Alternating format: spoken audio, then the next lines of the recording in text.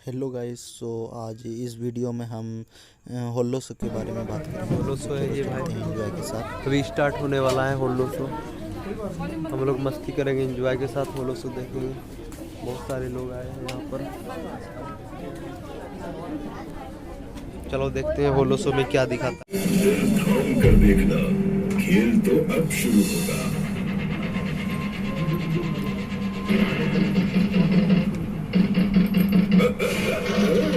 आजादी अरे यार, बहुत दिनों से पड़े थे ना, हड्डियां कमजोर हो गई है। आबरा कडाबरा, अच्छू हड्डियों को मजबूत बनाना होगा। देखता हूँ मेरे भाई बहन कहाँ है। बादाम लोग में रहते हुए मैंने कुछ जादुई ट्रिक सीखी थी।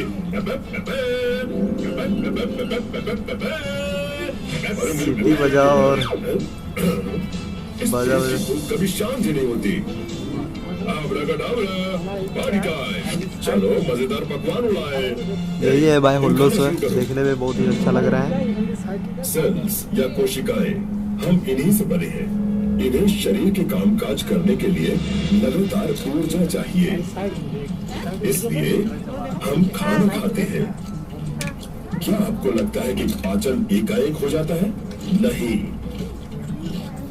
हम जो खाना खाते हैं वो भोजन नली द्वारा आगे बढ़ता है। इस प्रक्रिया को पेरिस्टाल्सिस कहते हैं। इसमें पेशियां खास तरह से फैलती सिकुड़ती है, जिससे भोजन पेट में चला जाता है। पेट में खाने को अम्लीय पाचक रस के साथ मथा जाता है, जिससे ये बारीक अंशों में बदल जाए और पाचन में आसानी हो। पेट एक बहुत ही लचीला फैलने वाले बैग की तरह होता है। जब हम भर पेट खाना खाते हैं तो ये अपने आकार से 20 गुना तक बढ़ सकता है। पाचन का सबसे जरूरी हिस्सा छोटी आंत यानी स्मॉल इंटेस्टाइन में शुरू होता है। यही वो जगह है जहां लीवर से बाइल, पैंक्रियास से पैंक्रियाटिक जूस और आंतों की दीवार से पाचक रस भोजन में आकर मिल जाते हैं, ताकि भोजन से पोषक तत्व आसानी से निकाले जा सके। इन पोषक तत्वों को 7 मीटर लंबी छोटी आंत में बनी उंगली जैसी संरचनाओं यानी विलाई द्वारा सोख लिया जाता है। इसके बाद इन पोषक तत्वों को रक्त के जरिए लिवर में भेज दिया जाता है, जहाँ इन्हें या तो जमा कर लिया जाता है या जरूरत के मुताबिक इस्तेमाल कर लिया जाता है। यकृत यानी लिवर हमारे शरीर का सबसे बड़ा अंदरूनी अंग है। ये मेटाबॉलिज्म का सेंटर भी है। हालांकि ये पाचन में कोई मुख्य भूमिका नहीं निभाता और ये 200 से भी अधिक अन्य जरूरी काम करता है। चूंकि इसमें पुनर्जनन की कमाल की काबिलियत है, इसलिए इसे अमर अंग या इमॉर्टल ऑर्गन भी कहा जाता है। इसके बाद बिना पचा हुआ भोजन बड़ी आंत। वैसे तो साइंस नहीं मानते हैं पुनर्जन्म को, लेकिन तो सोख लिया जाता है। यहाँ पर दिया हुआ है पुनर्जन्म के बारे में।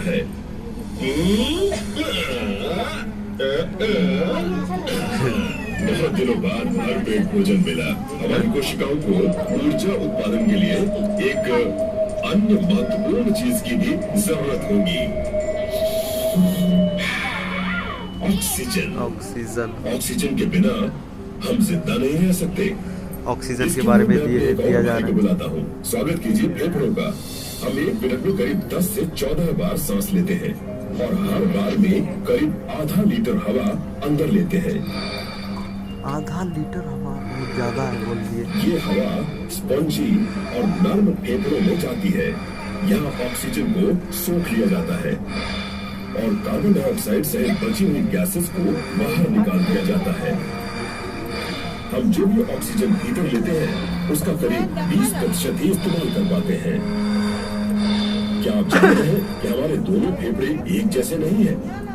बाएं फेफड़े में केवल 2 ही हिस्से होते हैं, जबकि दाहिने में 3 होते हैं, क्योंकि हृदय का कुछ अंश बाएं फेफड़े की तरफ होता है।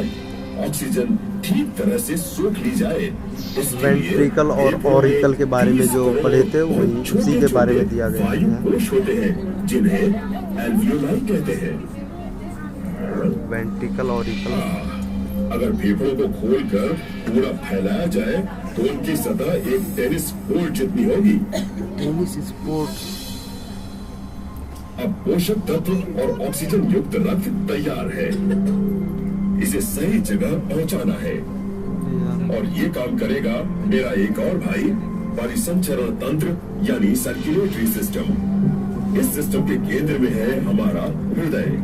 हृदय कार्डियक सेल से बना होता है, जिनके 4 खास गुण हैं: उत्तेजनशीलता यानी एक्साइटेबिलिटी, चालकता यानी कंडक्टिविटी, संकुचनशीलता यानी कॉन्ट्रैक्टिलिटी और लयबद्धता यानी रिदमिसिटी। हृदय में 2 पंप होते हैं। एक पंप शरीर से जमा किए गए रक्त को ऑक्सीजन युक्त बनाने के लिए फेफड़ों में भेजता है और दूसरा पंप ऑक्सीजन वाले रक्त को करीब 1.5 लाख किलोमीटर लंबी रक्त वाहिकाओं के जरिए पूरे शरीर में भेजता है। हमारा हृदय सामान्य हालात में 4.5 लीटर रक्त प्रति मिनट पंप कर सकता है, जो मुश्किल हालात में 25 लीटर प्रति मिनट तक हो सकता है। मांसपेशियों की वजह से ही हम चल फिर पाते हैं। इनके संकुचन से ही हमारे कंकाल की तमाम गतिविधियां होती हैं। पेशीय तंत्र यानी मस्कुलर सिस्टम में 656 पेशियां होती हैं। ये हमारे अंदरूनी अंगों की हिफाजत करती है, हमारे ढांचे को मजबूती देती है और उसे कार्यशील बनाती है। चेहरे के बहुत सारे भाव इन पेशियों की वजह से ही मुमकिन हो पाते हैं। ये पेशियां टेंडन के जरिए हड्डियों से जुड़ी होती है। क्या आप जानते हैं कि पेशियां केवल खिंचाव द्वारा ही काम कर सकती हैं? इनमें धकेलने की क्षमता नहीं होती। आइए अब मैं आपको अपने बारे में कुछ बताता हूँ। मैं हूँ आपका कंकाल तंत्र यानी स्केलेटल सिस्टम। मैं हमेशा आपके शरीर को सहारा देता हूँ, वरना आपका शरीर मांस का एक लोथड़ा बनकर रह जाएगा।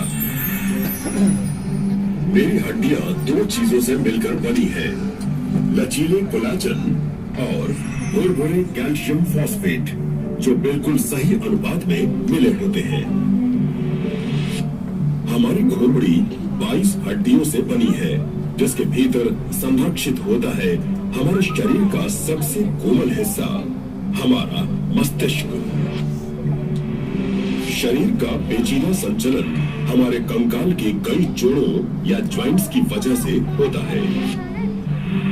कंकाल का मेरुदंड बहुत ही कोमल स्पाइनल कॉर्ड की हिफाजत करता है। इसके अलावा कंकाल शरीर के लिए खनिज भंडार की तरह भी काम करता है।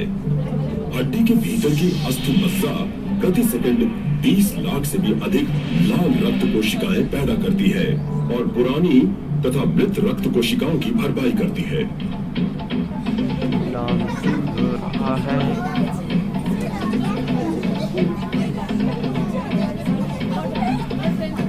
यहाँ पर जो देख रहे हैं, यहाँ पर कंकाल का मूवी है। यहाँ कोई हीरो का मूवी नहीं। आप मेरी खोपड़ी की तरफ क्यों देख रहे हैं? ओह, मैं समझ गया। खोपड़ी के अंदर जो चीज है वो दुनिया के सबसे ताकतवर कंप्यूटर से भी ज्यादा रहस्यमय है। हमारा मस्तिष्क।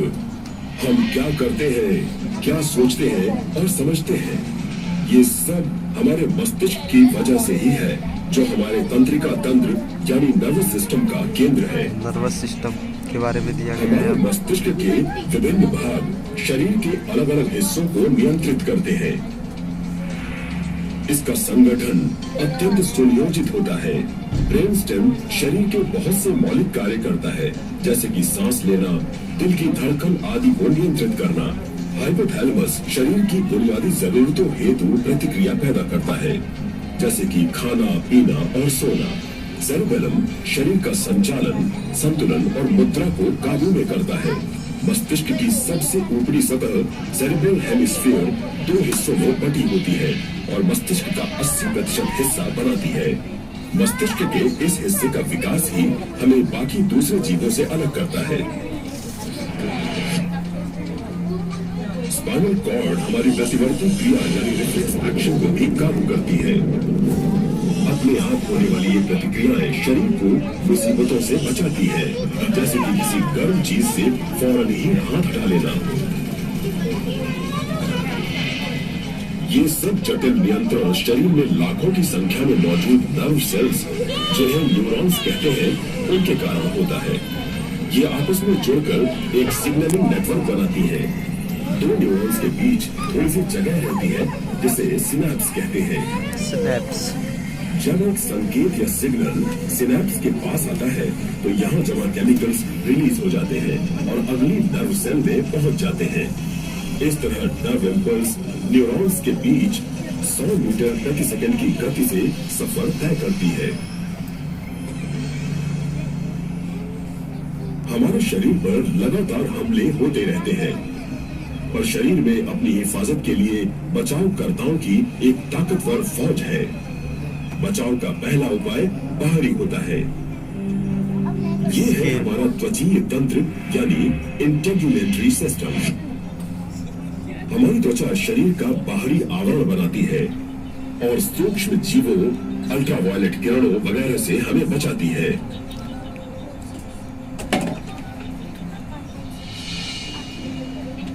बचाव का दूसरा उपाय तब काम आता है जब हमला कामयाब हो जाता है। हिफाजत करने वाली श्वेत रक्त कोशिकाएं यानी लिम्फोसाइट्स, जो घातक रसायन यानी एंटीबॉडीज पैदा करती हैं, और मैक्रोफेजेस, जो रोगाणुओं को निगलकर खत्म कर देती हैं।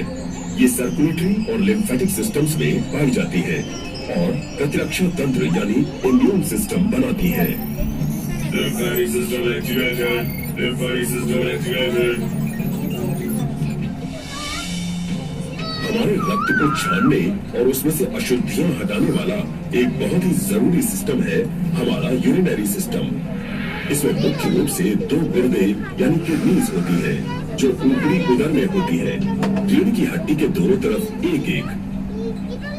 हर किडनी में लगभग 10 लाख सूक्ष्म फिल्ट्रेशन सिस्टम होते हैं, जिन्हें नेफ्रॉन कहते हैं, और ये कमाल की स्पीड से फिल्टर करते हैं। ये हमारे शरीर के पूरे रक्त को 1 घंटे में 20 बार फिल्टर करते हैं, यानी औसत रूप से 6-7 बड़ी बाल्टियां 1 घंटे में। ये मुख्य रूप से रक्त से यूरिया को बाहर निकालते हैं और आयरन बैलेंस कायम रखते हैं। शरीर का विकास और स्वास्थ्य हार्मोन्स पर भी निर्भर करता है, जो हमारे रासायनिक मैसेंजर्स होते हैं। ये हार्मोन्स ऐसे रसायन हैं जो विभिन्न अंगों से स्रावित होते हैं, जिन्हें ग्लैंड्स कहते हैं। ये रसायन खून के बहाव में शामिल होकर पूरे शरीर में पहुंचते हैं। ये ग्लैंड्स हैं pituitary gland, thyroid gland, pancreas, adrenal glands, testis और ओवरीज।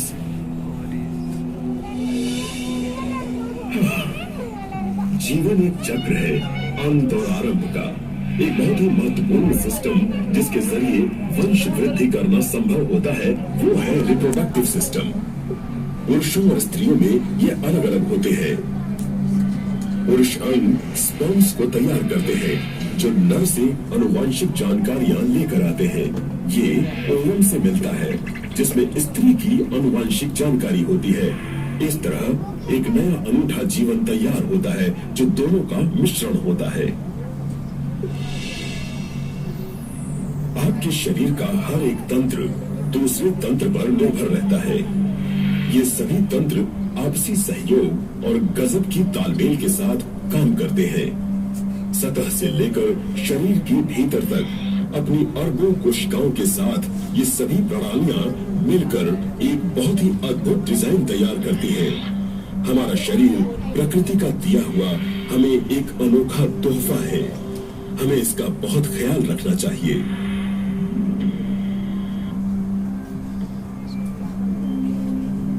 बहुत बहुत शुक्रिया। हमें उम्मीद है कि आपको इस शो में मजा आया होगा।